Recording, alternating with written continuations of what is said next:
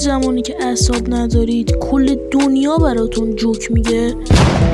مثلا یکی از پوکرترین دوستام که من یه روزی اعصاب داشتم چرترین جوک جهان رو به من گفت. ماشاءالله پوکر تبدیل میشه به دلقک. بعدش هم میگه اعصابت خوب شد. آره داداش اعصابم خوب شد. مسخره ترین گفتی. میری مدرسه مربی اولین حرفی که بهت میزنه چرا موهات بلنده؟ چرا لباس فرم نپوشیدی؟ چرا لباس فرمت کثیفه؟ چرا درس نمیخونی؟ حالا مثلا اما روزه عادی اون معلمه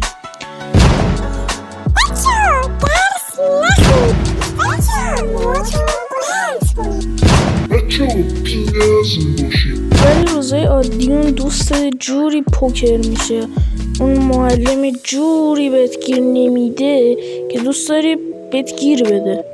ولی خب شانس ماه دیگه.